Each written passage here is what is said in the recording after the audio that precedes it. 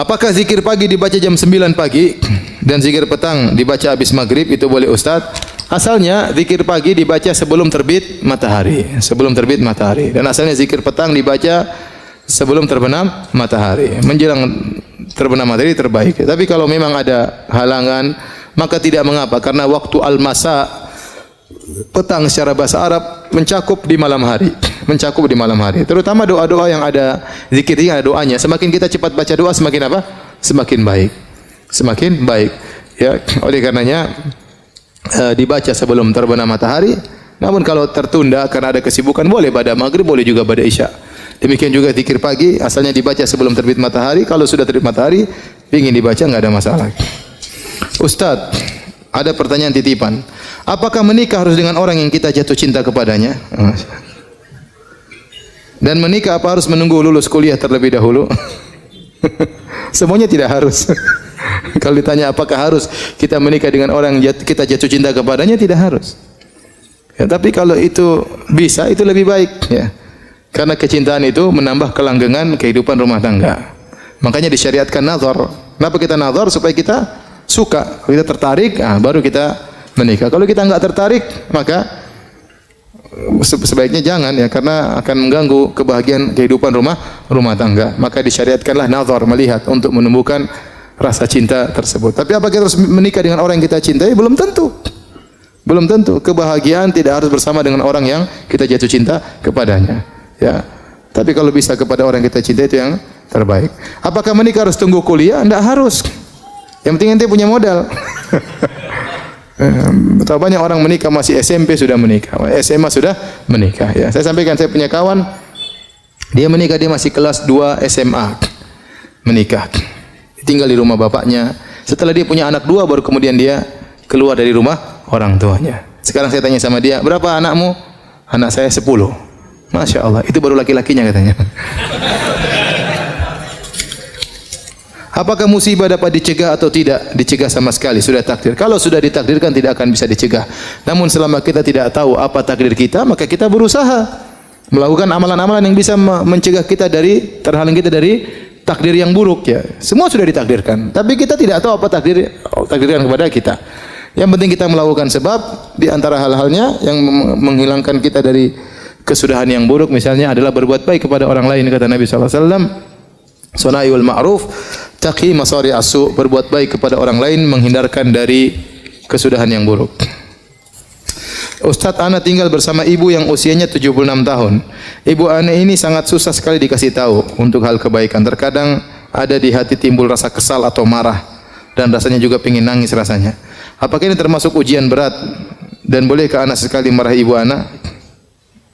Jangan ya, jangan marah ibu. Kasih tahu yang baik ya. Tidak usah dimarah-marahin ya. Memang ibu orang tua sudah, kalau sudah tua seperti itu ya, dia kembali ada pikunnya, ada enggak ngertinya, dan itulah pahala sangat besar. Makanya kata Allah, imma yablughanna indakal kibara ahaduhuma aw kilahuma. Ya, kalau keduanya sudah mencapai masa jompo, salah satunya atau keduanya, fala taqul lahuma uffin, maka jangan berkata aja enggak boleh, apalagi marah-marahin. Justru di masa tua itulah pahalanya besar. Kita berbakti sama orang tua, di umur apapun orang tua kita masih 50, masih 60, masih 40, kita dapat pahala. Tapi lebih khusus, pahala yang lebih besar tatkala dia sudah mencapai masa jompo. Sudah tidak bisa berbuat apa-apa, sudah mulai pikun, di situlah butuh kesabaran. Situlah pahala sangat besar bagi bagi Anda. Oleh karenanya kalau Anda sabar, maka pahalanya sangat besar. Yang namanya orang tua seperti itu. Ya. Sama orang tua kita sabar waktu mengurus kita masih kecil. Ya, sekarang kita tahu kita ngurus anak kita enggak gampang. Anak kita dikasih tahu enggak mau dengar, ya, marah-marah terkadang ya. Ya, terkadang dia marahin kita. Anak-anak ya begitulah. Ya, orang tua juga nanti seperti itu. Antum juga nanti seperti itu kalau sudah tua. Oleh karenanya berusaha berbakti sama orang tua, mudah-mudahan Allah menjadikan anak-anak Anda berbakti kepada Anda. Ustaz, apakah boleh berjualan dalam masjid? Dalam masjid enggak boleh, berjualan di luar areal masjid. Selama areal masjid adalah tempat untuk salat, maka tidak boleh ya. Tidak boleh. Kalau tempat itu dipakai untuk salat, maka berarti itu dibangun untuk tempat salat ya. Ya, adapun di luar pagar enggak ada masalah. Bolehkah mengucapkan selamat atas kelahiran anak antar pasangan non-muslim? Ini perkara duniawi, tidak apa-apa. Perkara dunia, kita boleh mengundang mereka makan, kita boleh ikut bahagia dan kebahagiaan mereka. Misalnya dia naik pangkat, kita bilang selamat naik pangkat, nggak ada masalah. Itu perkara apa? Duniawi. Apakah bermain face app yang memperkirakan seperti apa muka kita sekian tahun kemudian termasuk mendekati dukun? Tidak kali ya. Cuma itu mainan yang ngapain itu kita gambar-gambar, khawatir kita menggambar-gambar yang dilarang oleh syariat ya, karena meniru-niru ciptaan Allah Subhanahu wa taala. Apakah mengomentari hasilnya juga termasuk mendekati dukun? Saya rasa tidak, ini bukan masalah perdukunan ya. Kecuali dia mengatakan wajah saya seperti ini, pasti seperti ini, itu tidak boleh ya. Tidak boleh. Karena kita tidak tahu, ente belum tentu hidup sampai segitu ya. Ya. Saya belum tahu aplikasi tersebut ya. Cuma saya lihat ada orang yang profilnya, tahu-tahu dia tulis umur saya 60 sekian. Apakah sampai segitu umur saya? Dia kasih pasang wajahnya sama waktu wajahnya sudah apa? Tua ya. Mungkin pakai aplikasi tersebut. Aplikasinya saya tidak tahu, saya tidak pernah lihat. Saya seorang ibu dengan 4 orang anak yang ditinggal suami. Apakah berdosa jika saya terus meratapi kematiannya? Iya, tidak boleh ya. Kalau timbul kesedihan, ucapkan qadarullah, innalillahi wa inna ilaihi raji'un. Setiap sedih bilang apa? Qadarullah, innalillahi wa inna ilaihi raji'un. Setan ingin kita terus bersedih, sehingga akhirnya kita terbengkalai, tidak bisa ngurus anak dengan baik. Mungkin kita mau cari nafkah pun susah. Kenapa? Karena diliputi dengan apa? Kesedihan. Akhirnya khawatirnya kalau terus bersedih, akhirnya meratapi seakan-akan protes dengan takdir Allah Subhanahu wa taala, dan itu dosa. Kalau sudah sampai pada tahapan tersebut, maka itu apa? Dosa. Maka setiap kita sedih, kita bilang qadarullah. Bolehkah diamalkan doa surat An-Naml ayat 19 yang Ustaz ucapkan tadi untuk saya dan orang tua? Bagaimana kalau orang tua sudah meninggal? Enggak ada masalah ya. Kita berdoa, ya Rabbi auzi'ni an ashkura ni'mataka allati an'amta alayya wa ala walidayya wa an a'mala salihan tarda. Wa aslih li fi dzurriyyati. Ya, enggak ada masalah. Ini doa yang kita boleh cuplik, kita boleh doa dalam doa-doa kita. Demikian juga doa-doa Nabi yang lain, seperti doanya Nabi Adam, Rabbana zalamna anfusana wa illam taghfir lana wa tarhamna lanakunanna minal khasirin. Ini doa yang bisa kita ucapkan. Dari Rabbi auzi'ni an ashkura ni'mataka allati an'amta alayya, ya Allah, ilhamkanlah kepadaku untuk agar aku bisa bersyukur atas nikmat yang Kau berikan kepadaku dan kepada kedua orang tuaku, dan agar aku bisa beramal saleh yang Kau ridhai. Seperti doanya Nabi Ibrahim, Rabbi ja'alni muqimas salati wa min dzurriyyati. Ya Allah, jadikanlah aku penegak salat, demikian juga anak-anakku, jadikanlah mereka penegak salat. Demikian juga Rabb wajubni wa junubni wa bani anak budal asnam. Ya Rabbku, jauhkanlah aku dan anak keturunanku dari penyembahan berhala, dari kesyirikan. Tapi kalau doa Nabi Sulaiman yang satunya enggak boleh. Rabbi ufirli wa habli mulkan la yanbaghi li ahadin min ba'di. Ya Allah, anugerahkanlah aku kerajaan yang tidak boleh seorang pun itu enggak boleh. Itu khusus Nabi Sulaiman. Antum enggak boleh doa dengan doa tersebut. Tidak bakalan dikabulkan ya.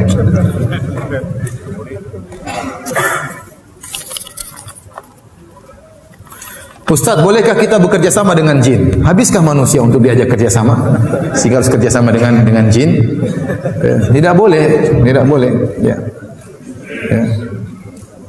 Ya ma'syaral jinni qad istamta'tum minal ins wa qala awliya'uhum minal insi rabbana istamta'a ba'duna bi ba'dhin wa balaghana ajrana alladhi ajjalta lana. Ya. Pada hari kiamat kelak Allah akan mengumpulkan manusia dan jin. Maka Allah berkata, wahai jin sekalian, sungguh kalian telah telah banyak menyesatkan manusia. Maka manusia berkata dari penolong-penolong jin, ya Rabb kami dahulu saling istimta', saling menyenangkan. Menyenangkan bagaimana? Jin melayani manusia, manusia memberi ketundukan kepada jin.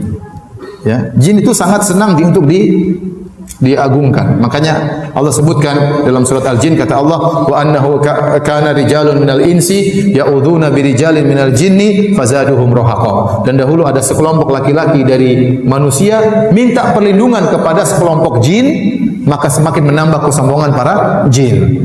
Disebutkan dalam buku tafsir, baik tafsir Al-Qurtubi, tafsir At-Tabari, tafsir Ibnu Katsir.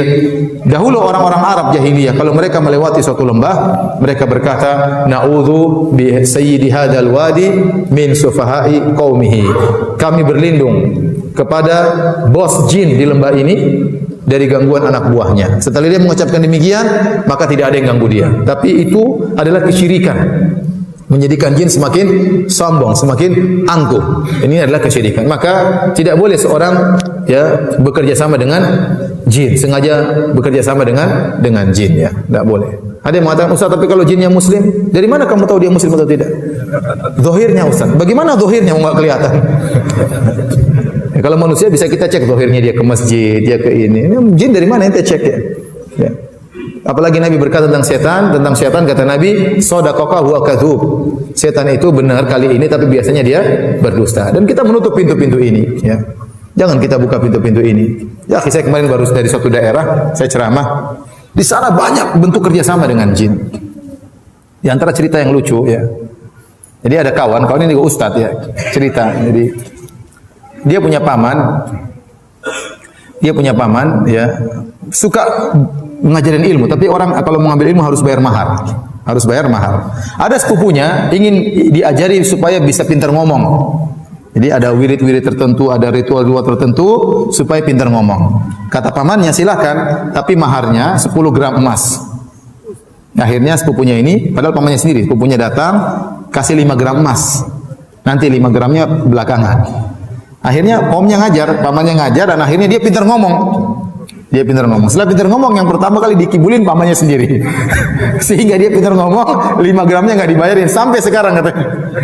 Kemudian pamannya ditipu kedua kali. Paman mau gini, mau kerja. Dia pintar ngomong, akhirnya dia banyak nipu orang gara-gara pintar apa?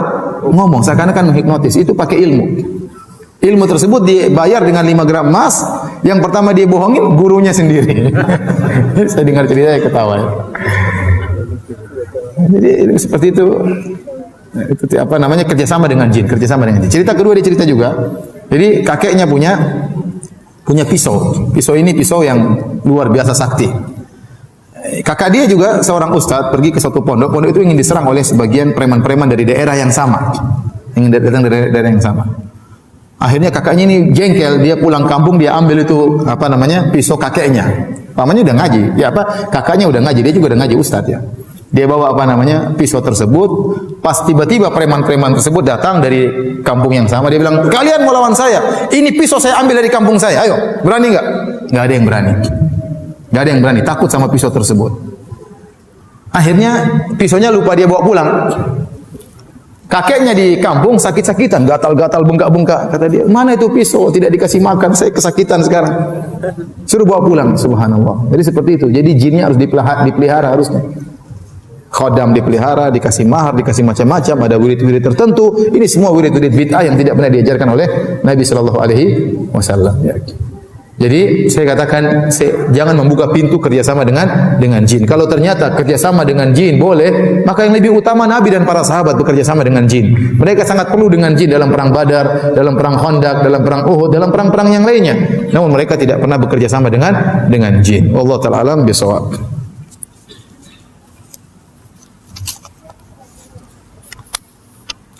Ustaz, negeri Sabah itu di mana ya Ustaz? Ada yang bilang negeri Sabah itu dikuasai Ratu Bilqis itu di Indonesia. Ini malu-maluin ya, malu-maluin. Katanya Raja Sulaiman tuh Sleman. Enggak nyambung ya, subhanallah. Katanya Haikal Sulaiman tuh Borobudur. Ya, sekarang orang-orang Yahudi kenapa pergi ke Palestina? Karena mereka ingin bangun kembali kerajaan Sulaiman Raya, ingin membangun Haikal Sulaiman. Menurut mereka Sulaiman telah membangun kerajaannya dan mereka harus membangun kembali. Jadi mereka memfokuskan untuk membangun negeri mereka di Palestina. Kalau ternyata di Indonesia orang Yahudi akan pindah semua di sini, repot kita nanti. Ini tidak benar. Apakah ada keturunan-keturunan Sulaiman sekarang di mana? Di Sleman? Dari sisi wajah, dari sisi hidung yang mancung, nggak ada ya. Semuanya model-modelnya seperti kita semua. Apalagi Sulaiman disebutkan cuma sekitar 1000 tahun sebelum Masehi. Tidak terlalu lama ya. Tidak terlalu lama ya. Ini semua hanyalah omong kosong. Ini memalukan. Ya, ini penelitian saya dengar dari seorang, ini memalukan orang Indonesia. Ya. Jangan sampai diterjemahkan ke bahasa Arab. Nanti kita ditertawain sama orang Arab.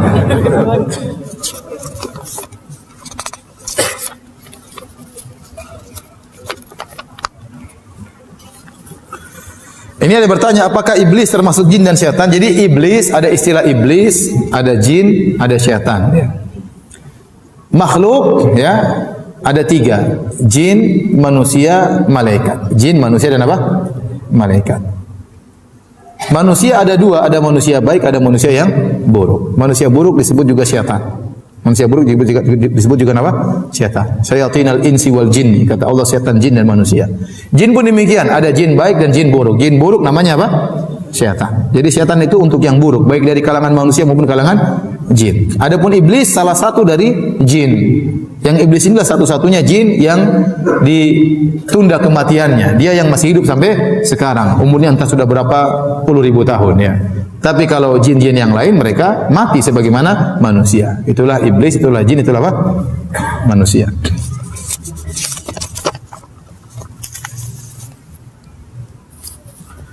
Nabi Sulaiman ganteng kah? Ya ganteng lah pastilah. Tapi lebih ganteng siapa? Nabi Yusuf alaihissalam. Lebih ganteng Nabi Adam alaihissalam. Tapi apakah ganteng seperti kita nggak tahu, kita nggak pernah lihat ya. Tapi jelas dia ganteng ya. Jadi tidak ada nabi yang cacat. Ya. Tidak ada nabi yang cacat. Ya. Kenapa? Karena dalam rangka untuk menolak gangguan dari kaumnya. Karena kalau ada nabi yang cacat akan jadi olok-olokan oleh apa? Kaumnya. Tapi orang soleh, orang baik ada yang cacat. Tapi untuk nabi tidak. Tidak ada nabi yang cacat. Seandainya Sulaiman buruk rupa, tentunya akan jadi olok-olokan dari kaumnya.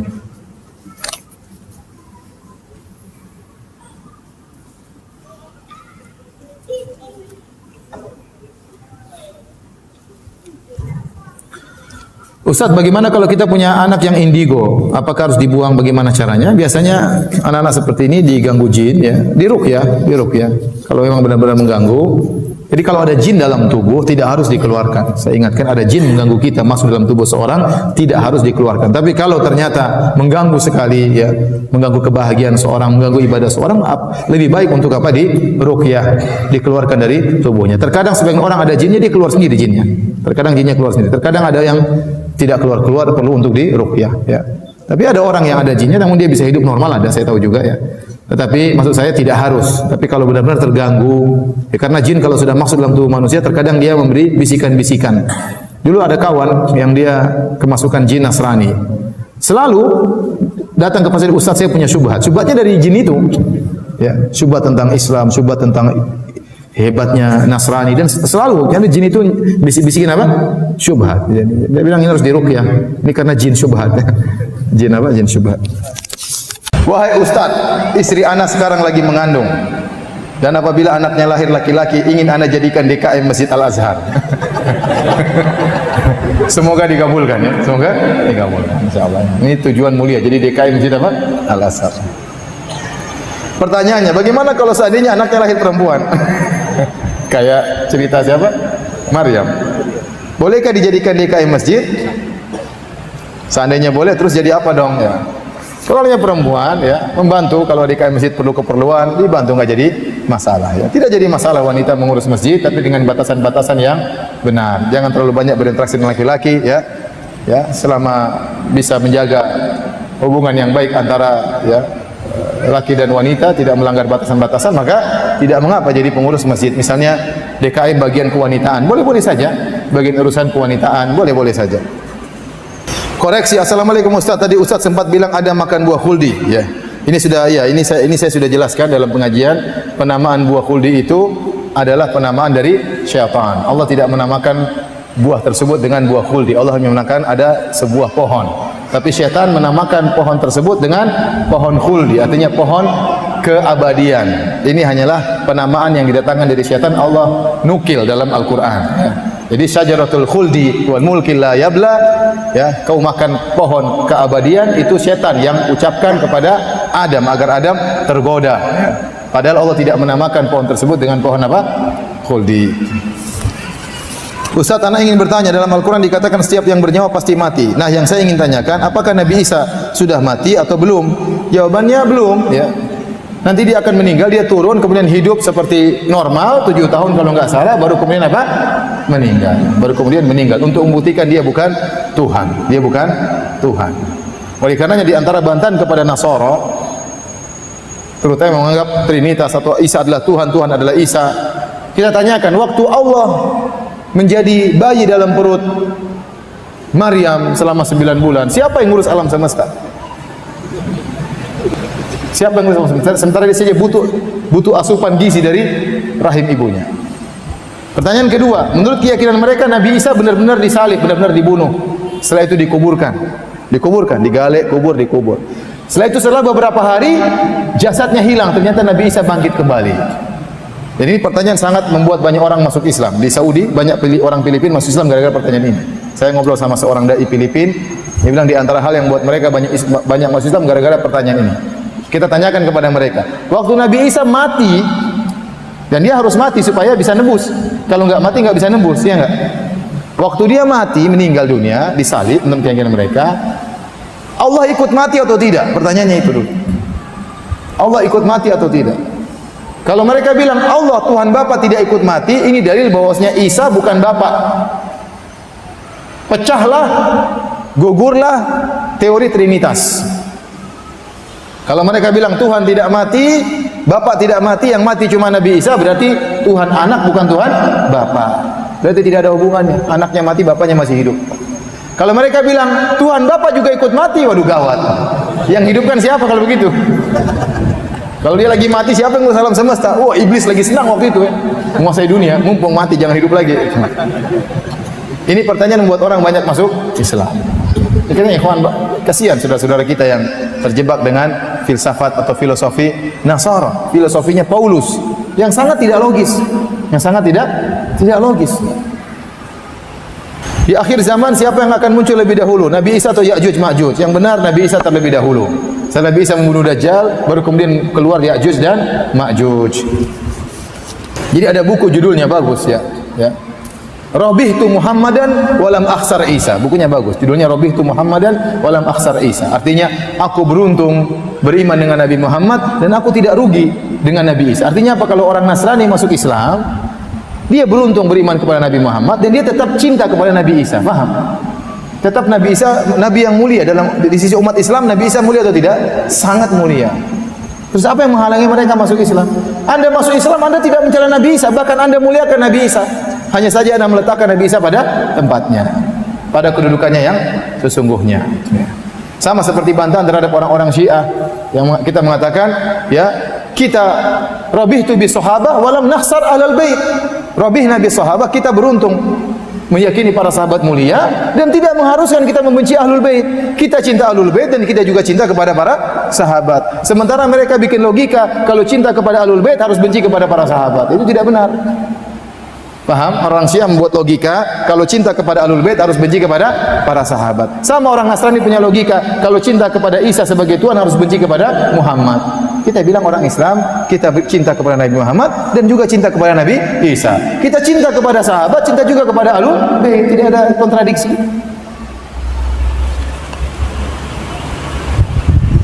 Apakah ada riwayat mengenai cara solatnya atau zakat puasanya umat Nabi Isa?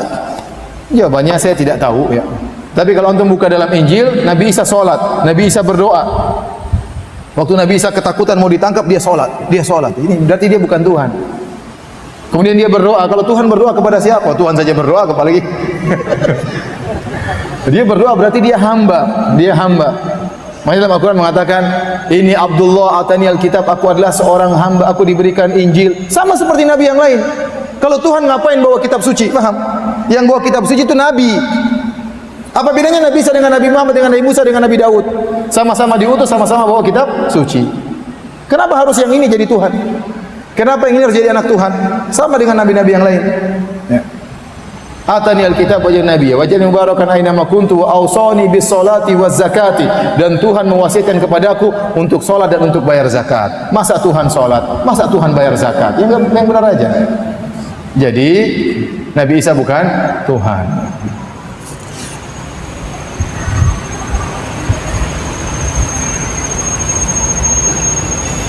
Anak pernah tanya, anak pernah dengar bahwa anak itu lahir fitrah beragama Islam dan yang menjadikannya Yahudi, Majusi, Nasrani adalah orang tuanya karena kurang mendidiknya. Kakak saya saat berusia dewasa akibat dari pernikahan dia murtad ikut agama suami. Jadi kakaknya murtad ikut agama suami. Apakah masih disalahkan orang tua apabila anak tersebut menjadi Nasrani setelah dewasa? Dan saya sebagai adiknya merasa bahwa orang tua saya cukup memberi pendidikan agama kepada anak-anaknya. Tergantung, kalau orang tua sudah berusaha menyampaikan, menasihati, anaknya murtad itu di luar kemampuannya. Tidak ada masalah. Ya. Yang penting dia sudah nasihati. Yang penting dia tidak ikut andil dalam mendukung pernikahan tersebut. Ya. Nabi Nuh anaknya juga apa? Kafir. Nabi Nuh istrinya juga kafir. Nabi Lut istrinya juga kafir. Dia sudah dakwah sudah. Ya. Yang penting kita punya hujah di hadapan Allah. Kalau Allah bertanya, kenapa putrimu jadi murtad? Kita bilang sih kita sudah berdakwah ya Allah. Saya sudah tegur, saya sudah kirim surat, saya sudah kirim ustaz, ya, tapi dia tetap tidak kembali. Itu berarti hidayah di tangan Allah Subhanahu Wa Taala. Tetapi anti sebagai adik atau antum sebagai adik jangan pernah putus asa. Kasih syubhat sama kakak antum. Ya, cerita. Gimana? Kita dialog dong. Kamu kan pernah Islam. Coba dialog. Ya. Kasih syubhat, dia enggak terima enggak apa-apa. Terkadang orang kena syubhat, pertama tidak terima, lama-lama terima. Dialog saja, dialog. Tidak ada masalah, dialog. Oleh karenanya di luar negeri banyak orang-orang yang Nasrani jadi ateis. Karena mereka tidak bisa terima agama mereka tidak logis. Tidak logis. Gereja-gereja kosong sampai dijual, dibeli sama orang Islam jadi masjid, banyak sekali. Banyak. Rata-rata masjid-masjid di Eropa, di negara-negara kafir, rata-rata asalnya apa? Gereja. Dibeli kemudian dijadikan masjid. Saya dapat informasi dari Google, Google sikoh kah? Tadhaif. Bahwasanya Injil Barnabas ditemukan di Turki, kemudian diterjemahkan seluruh bahasa. Injil Barnabas tidak diakui oleh mereka. Injil itu banyak, bukan cuma Markus, Lukas, Matius, Yohanes, bukan cuma itu, banyak Injil. Tapi mereka hanya terima 4 tersebut, yang lain mereka tidak terima. Padahal yang meriwayatkan Nabi Isa banyak, bukan cuma 4 orang ini. Di antaranya Barnabas, tapi mereka tidak terima. Apa standarisasi terima tidak terima? Tanyakan kepada mereka. Kenapa Injil itu ente tolak, kenapa Injil ente terima? Sementara Injil yang ente terima saja banyak kontradiktif. Allah mengatakan afala yatadabbaruna al-Qur'an walau kana min indi ghairillahi lawajidu fi ikhtilafan katsira. Tidakkah mereka mentadabburi Al-Qur'an? Kalau Al-Qur'an bukan dari Allah pasti banyak kontradiktif. Tentang bicara Nabi Isa saja saya tulis bacakan sini perbandingan ya. Tentang silsilah nasab Nabi Isa saja sungguh banyak jauh berbeda. Antara Injil Yohanes dengan antara Injil Lukas dengan Injil Matius. Nah ini. Jadi ada 3. Injil Lukas, Injil Matius sama akhbar al-ayyam al-awwal. Kalau versi Injil Mata, nasab Nabi Isa sampai ke Nabi Daud cuma 32 bapak, 32 bapak. Jadi Isa bin Yusuf bin Yakub. Jadi mereka bukan Isa bin Maryam. Yang bilang Isa bin Maryam cuma Islam. Untuk memuliakan Nabi Isa, bahwasanya Isa bukan anak seorang bapak pun, tapi dia langsung diciptakan Allah tambah bapak. Sementara dalam Injil Matius, bapaknya Nabi Isa sampai ke Nabi Daud 32 bapak. Jadi Isa bin Yusuf 1, bin Yakub, bin Matan, bin Arzur dan seterusnya sampai bin Daud 32. Adapun Injil Lukas dari Yusuf sampai Daud jumlahnya 42, beda 10 bapak, beda 10 kakek. Ini sangat mencolok perbedaannya, paham? Ini kakek 10 datang dari mana? Tiba-tiba muncul 10 di situ. Adapun akhbarul ayyamul awwal kakeknya ya. Tahu-tahu bin siapa ini? Bin Hanina sampai Daud cuma 22, cuma 23. Beda lagi 10. Satu 23 bapak, satu 32 bapak, satunya 42 bapak. Ini sangat kontradiktif. Nanti di antara kakeknya ada namanya yang beda juga kakeknya. Satunya namanya Yusuf bin Yakub, satunya namanya Yusuf bin Hali. Loh, ini kakeknya bisa beda. Bapaknya sama-sama Yusuf, kakeknya beda. Apakah ini dari Allah Subhanahu wa taala seperti ini? Ini kontradiktif, nggak mungkin digabungkan. Pasti satu benar, pasti satu salah. Tahu mana yang benar, mana yang salah? Apakah ada barometernya? Kalau kita Islam ada sanad. Ini hadis sahih, dhaif, ada sanadnya. Nah, Injil nggak ada sanadnya. Mana perawinya? Fulan an Matius.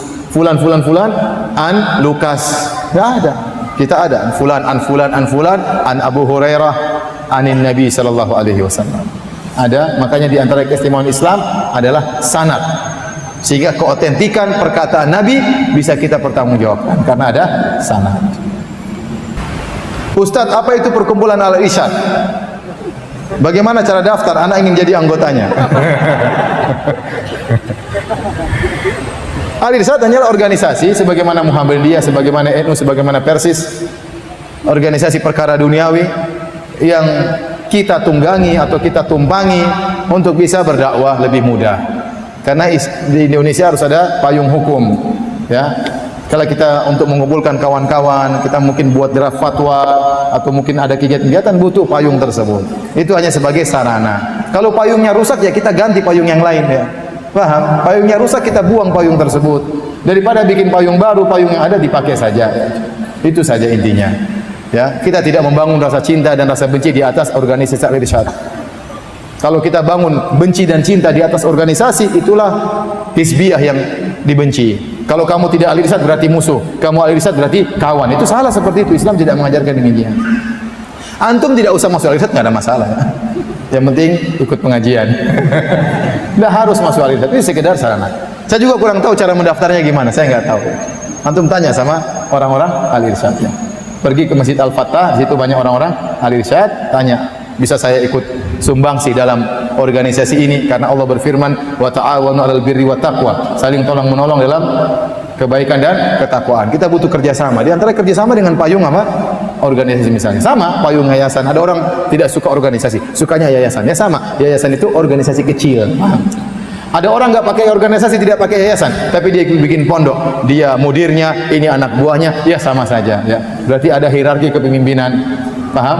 Berarti ada aturan yang mereka bikin, bukan aturan dari Allah, aturan manusia, tapi tidak melanggar syariat Allah Subhanahu wa taala.